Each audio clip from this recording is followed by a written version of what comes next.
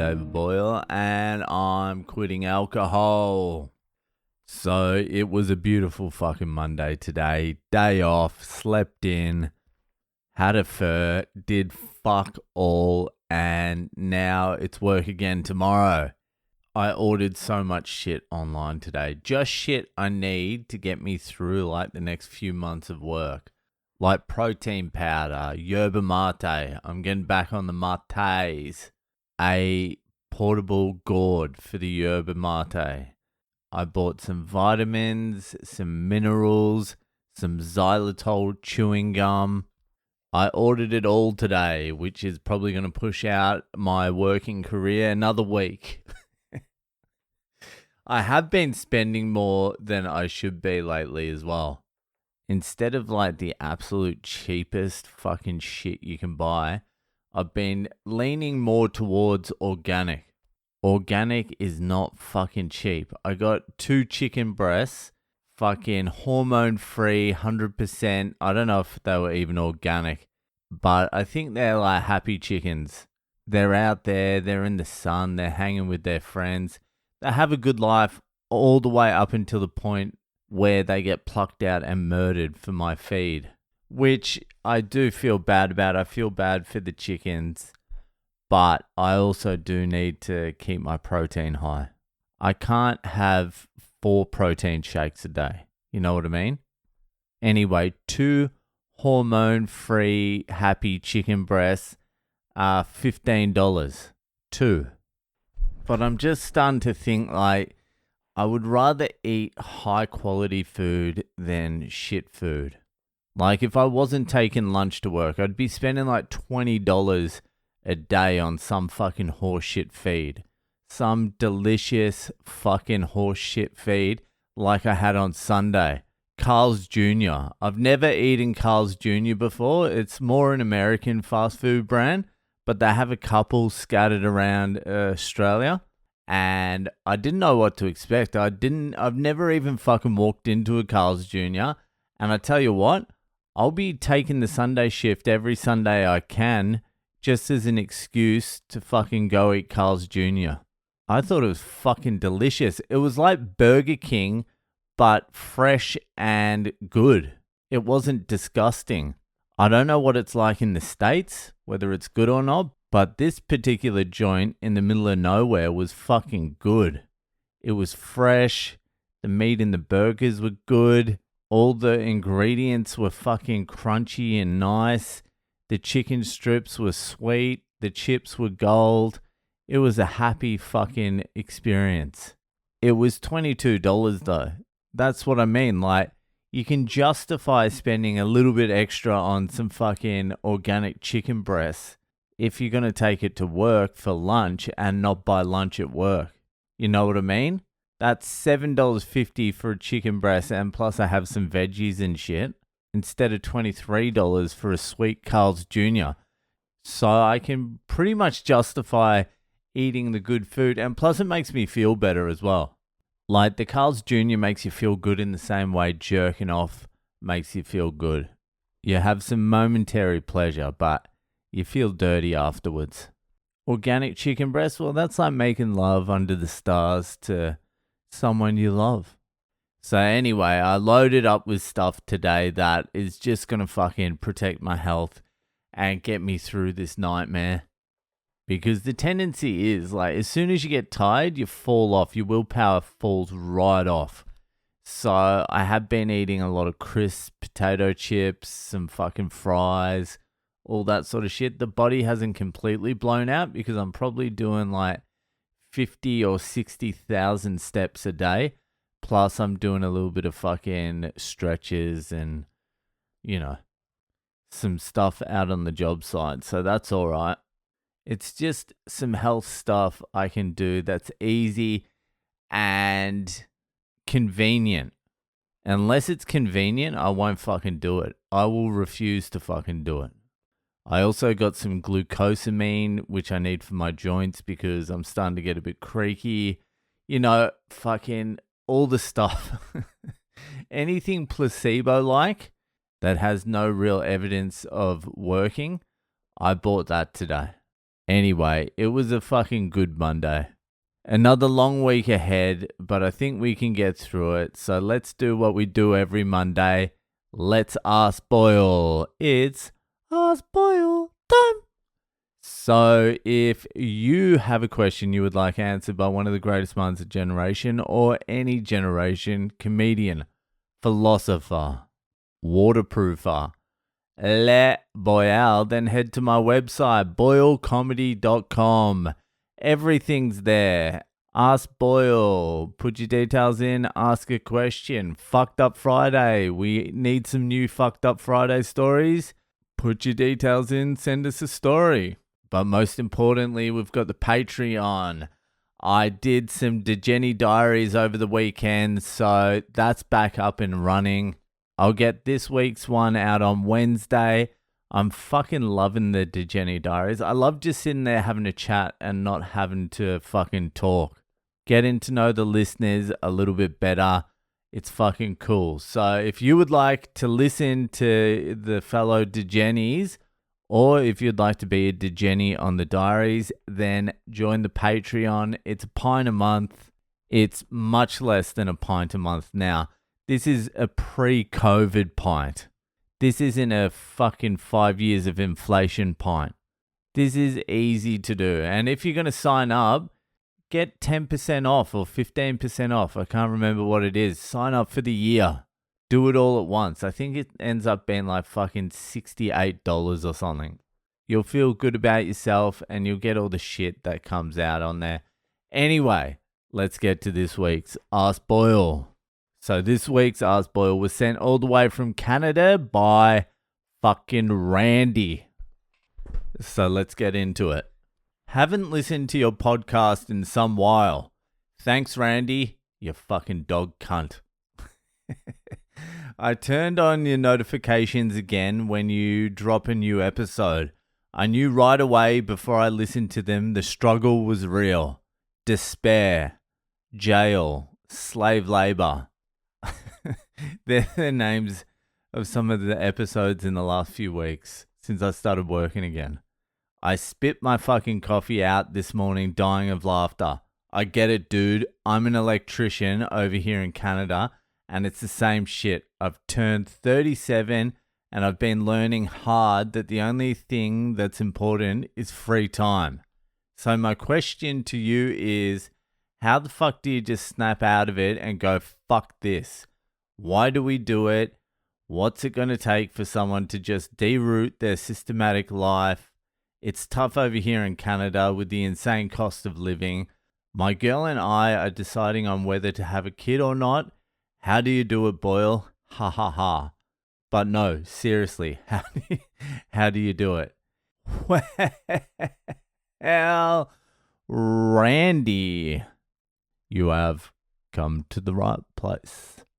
It's actually a lot easier than you think it is to say fuck it and just change everything.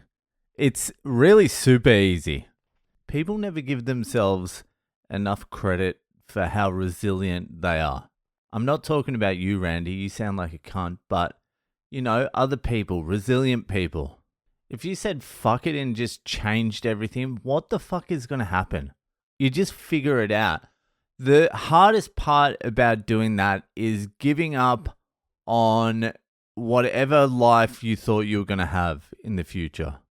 But that is rapidly eroding anyway. If your idea was in the future, you're going to have a big house, a nice car, retire early, have a bunch of kids. If that was your idea, that's rapidly eroding anyway. That's been pulled from under you by inflation anyway. So these are the times you've got to say, fuck it. Fuck it. I'm getting nowhere. I'm treading fucking water. I'm worse than treading water. I'm swimming as fast as I can against the riptide, and eventually I'm going to fucking drown. The thing is not to swim against the tide. Just get the fuck out of the water. Let the tide take you out somewhere. Drift off into land. Get to land and just fucking walk a new path. That's the way you do it. It depends what you want to do. If you want to have a kid, you just downsize everything. You save a bit of money. Put it in Bitcoin. You got to find a way to beat inflation. Bitcoin's more retirement money. You got to buy Bitcoin now, put it onto cold storage, and just leave it. That's for like 20 years from now. You don't touch your Bitcoin, but you got to fucking figure out a way for your money to beat inflation. But you want to do that without fucking getting yourself into like insane amounts of debt, which is like property. I've always felt like even if the property prices do go up and they double, whatever, who gives a fuck? That mortgage around your neck is like a fucking noose. One of my wife's friends was bragging the other day about how they bought their property for 1.3 million just before COVID, and they sold it this year for 2.6 billion. And now they're moving to Seattle and they're going to buy a house in Seattle. I'm like, yeah, that's fine, but they didn't really make that much money. They doubled their money, but it seems like they made a lot of money because they had access to debt. Because banks lend money for you to buy a house. That's an asset they're happy to lend for. But their money only doubled. If you put $1.3 million into Bitcoin at the same time they bought a house and sold it again when they sold their house, I worked it out they'd have $12 million. That's crazy. So they could have had the $12 million. They could have bought their house. They could have bought the house in Seattle and still had like $9 million left. You see what I mean? Like, property is not that good a vehicle. And the debt that's hanging around your neck is a nightmare. What would be the best plan would be, instead of buying the house in Seattle, put the $1.3 million profit you earned from the fucking house into Bitcoin. And then just wait 10, 20 years. But they won't do that. Anyway, how did I get sidetracked into this? Yes, Bitcoin's your retirement, but you need to fucking figure out a way to get your money to beat inflation. Let's say inflation's 7% a year, so you need to beat it. Now, you got to figure out how you want to do that yourself. So here's the thing. You basically sell your time for money as a Sparky. You're probably on like $80 an hour or something like that. You get taxed on top of that. There's all the bullshit on top of that. And then also inflation. Inflation steals 7% of that time every single year. So to get any sort of freedom, you need to find a way to double, triple, 10x, 20x, 100x your time. And you've got to figure that out. I think I've found my way. And I feel like that's going to be Iron and Cypher and MicroStrategy over the next few years. And that's not fucking financial advice, by the way, because fucking Bitcoin's down to 61,000, which if it goes into like the 50,000s, I will be spending my next fucking 4 or 5 pays on buying Bitcoin. And that will extend the work career out for another while. But my point is, unless you can beat inflation, there's no point fucking working for money. So really, the incentive now is to say fuck it. That is the play. It's to say fuck it. Nothing that was said to us when we were younger, nothing in the social contract like work hard, save, and you'll be rewarded, and upward mobility in life. None of that really exists anymore. So why would you even play their game? I can tell you why I'm playing. I have debt, which I fucking hate, and I feel like that's a noose, even though it's not that much. It is quite a lot, actually, but it's something manageable if I do 80 hours a week for the next like 4 months, 5 months. So I hate the debt and it was becoming a burden. So I want to get rid of that. Also, I want to invest my time now in something that will be able to free me up in the future. So I'm trading a little bit of time now for more time in the future. So the more time I give now, the more time I'll get free in the future. That's how I hope it works out anyway. I plan to be fully fucking retired by 55. And secretly, I believe it'll be much earlier than that. But I also have no dream of owning a house. I don't care about cars. I don't really care about any of it. A little bit of travel, I want to do that. A lot of travel, I'd like to take the family in that. That's the only expense. And organic chicken breasts, you know what I mean? And a couple of vitamins here and there. Bit of protein powder as well, you know? So you really just got to get creative with the way you live your life. You gotta. And with the kid thing, I'll tell you this. When I had my first kid, I was working as a barista in a fucking cafe at the bottom of a cancer hospital in Melbourne. A part-time barista. And a part-time open mic stand-up comedian. That's when my son was born. We're in debt too. There's no reason we should have had a kid. My wife wasn't earning then either. She was on 65K a year. We were broke. We had no money. On paper, it should have been illegal for us to have a kid. But you just do it and you figure it out. You've got a trade. You're a sparky. You have a skill that you can sell to the marketplace. That doesn't mean you need to be working 6 a.m. to fucking, 5 p.m. 6 days a week. You don't have to maximize how much money you earn. You can do fucking 3 days a week and live your life the other 4 days a week. Just do jobs that fucking pay better. Shed the delusion of what they sold you, the Canadian dream, and live life the way you want to live it. Don't compare yourself to anyone else. Don't give a fuck what anyone else is doing. Work 2 days a week. Do cash jobs. Who gives a fuck? You don't have to grind. When you need to do a big push, up the hours. But you've got a skill that you can sell. So you're in a good position. I'd be happy with that. So don't worry about the kid thing. Just have a kid.